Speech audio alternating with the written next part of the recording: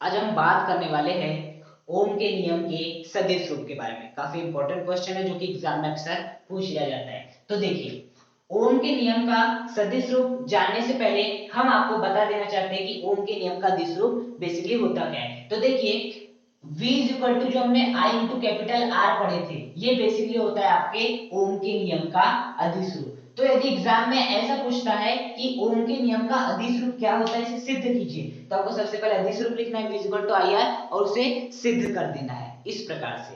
लेकिन यदि आपको सदिश रूप पूछता है और उसे सिद्ध करने भी पूछता है, तो आज की इस वीडियो में हम वही जानने वाले। ओके, तो चलिए स्टार्ट करते हैं। देखिए, इसके लिए हमें क्या करना पड़ेगा, आपका एक चालक का उदाहरण लेना होगा और आपका चालक कुछ इस प्रकार से है, जो कि जब मैं ओम के नियम का अदिश रूप का सत्यापन करा रहा था ना, जिसे हम ओम के नियम का सत्यापन ही बोलते हैं, तो मैंने जो आपका डायग्राम लिया था कुछ इसी प्रकार का लिया था। आपका ये आपका चालक था, इसका जो काट का क्षेत्रफल था, अनुप्रस्थ काट का क्षेत्रफल था, वो कितना था आपका कैपिटल ए था। इसमें जो आपके इलेक्ट्रॉन थे वो क्या कर रहे थे, यादृच्छिक रूप से रैंडमली कहीं भी क्या कर रहे थे, मोशन कर रहे थे, कहीं भी मोशन कर रहे थे, क्योंकि हमने इसे बैटरी द्वारा नहीं जोड़ा था।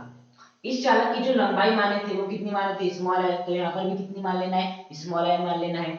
उसके बाद बेसिकली हमने जैसे ही आपके इस चालक को किससे जोड़ दिया था, एक बैटरी द्वारा जोड़ा था।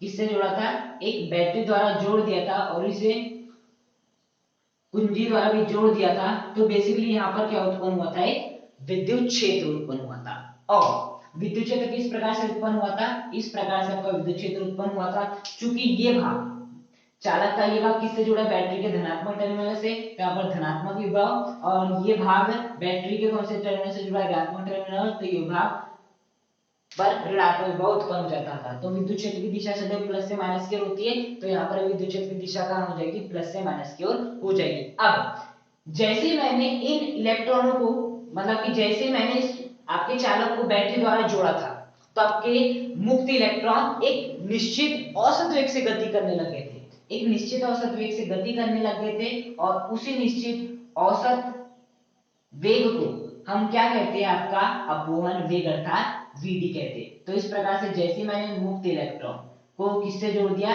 एक बैटरी के द्वारा जोड़ दिया, किसके द्वारा जोड़ दिया, एक बैटरी के द्वारा जोड़ दिया, तो ये सभी इलेक्ट्रॉन एक निश्चित औसत वेग, जिसे हम अपवहन वेग कहते हैं, से गति करने लगे। अब किस प्रकार गति करने लगे, विद्युत क्षेत्र की दिशा के विपरीत दिशा में क्या करने लगे, गति करने लगे। ओके, अब मैं मान लेता हूं कि इस चालक को जैसे हमने बैटरी से जोड़े, तो इनके सिरों के मध्य जो विभवांतर उत्पन्न हुआ है, वो कितना विभवांतर उत्पन्न हुआ है, v विभवांतर उत्पन्न हुआ है। मतलब कि इस चालक के सिरों के मध्य जो उत्पन्न विभवांतर है वो कितना है, आपका v है।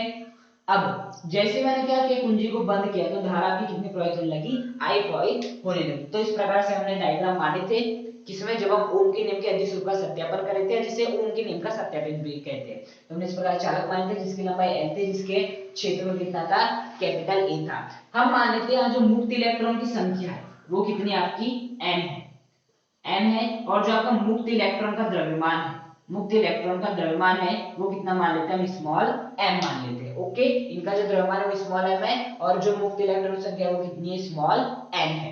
अब धारा I प्रवाहित हो रही थी, जैसे हमने ये इसे किस कुंजी को क्या किया, बंद कर दिया, मुक्त इलेक्ट्रॉन भी एक निश्चित औसत वेग Vd से गति करने लगे, सिरों के मध्य विभवांतर V उत्पन्न हुआ, और बेसिकली आपका विद्युत क्षेत्र E उत्पन्न हुआ, जिसकी दिशा के विपरीत क्या कर रहे थे, मुक्त इलेक्ट्रॉन गति कर रहे थे। अब बेसिकली अब हमें क्या लगाना है, धारा और अपवहन वेग में संबंध। हम सभी धारा और अपवहन वेग में संबंध जानते हैं, क्या होता है basically, n I is equal to n e a v d, ये होता है आपका धारा और अपवहन वेग में संबंध, I is equal to n e a v d। अब देखिए, Vd का फॉर्मूला हम सभी जानते हैं, क्या होता है आपका, small e capital E tau upon m। Okay, अब यही वाला फॉर्मूला यदि यहाँ अप्लाई करना चाहे, इलेक्ट्रॉनिक आवेश क्या है, एक इलेक्ट्रॉन का जो भी आवेश रहता है वो इलेक्ट्रॉनिक आवेश होता है। इलेक्ट्रॉनिक आवेश नियत है जिसकी वैल्यू कितनी होती है, 1.6 × 10⁻⁻19 कूलम, ये तो नियत ही रहेगी। उसके बाद कैपिटल E, विद्युत क्षेत्र कितना हुआ है, कैपिटल E। टाउ क्या है, विश्रांति काल, इनका विश्रांति काल में कितना मान लेता हूं, टाउ मान लेता हूं। इनका द्रव्यमान कितना है, स्मॉल m है। उसके बाद यदि हम ये वाले फॉर्मूला को यहाँ भी अप्लाई करने चाहे तो m क्या होती है, मुक्त इलेक्ट्रॉन संख्या। मुक्त इलेक्ट्रॉन संख्या कितनी है, स्मॉल m ही है। E क्या होता है, इलेक्ट्रॉनिक आवेश जो कि नियत है। A क्या है, क्षेत्रफल जो कि हमने E ही माने हैं। उसके बाद Vd क्या होता है, अपॉन वेग। ये अपॉन वेग विधि से ही गलती करें। अब देखना I इक्वल टू क्या हो जाएगा आपका n e a।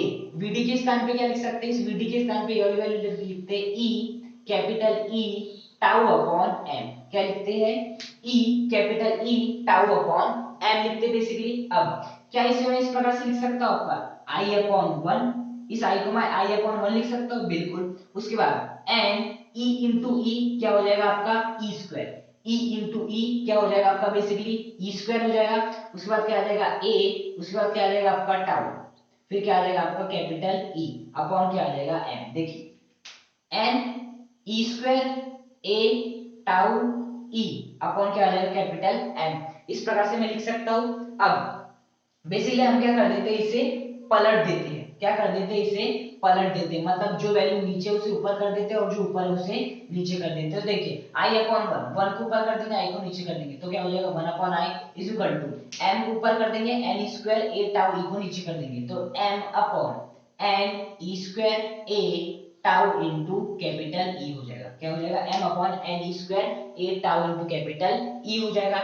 अब देखिए आई किस में, भाग में है, जब वो इस साइड में आएगा तो किस में आ जाएगा, गुणा में आ जाएगा। उसी प्रकार से ई क्या है आपके भाग में है, इस साइड में आएगा तो किस में आ जाएगा, गुणा में आ जाएगा। तो देखिए 1 इनटू भाग में इधर आ जाएगा तो गुणा में आ जाएगा। उसी प्रकार से m हो गया। अब देखिए जो आपका आई है वो किस में है, भाग में है, इधर जाएगा तो किस में आ जाएगा, गुणा में आ जाएगा। तो आई जैसे इधर जाएगा तो किस में आ जाएगा, गुणा में आ जाएगा। डिवाइड बाय, देखिए मैंने e को इधर लाए हो बस और आपके i को इधर ले गए, बाकी ये तो जैसा का वैसा है ना, n e square a tau, e को मैंने इधर भेज दिया हूं, i को मैंने इधर भेज दिया हूं। इस प्रकार से हमने कर लिया बेसिकली। अब देखिए क्या मैं इसे 1 into e को e लिख सकता हूं is equal to m upon n e square a tau. इस प्रकार से मैंने आपका लिख लिया।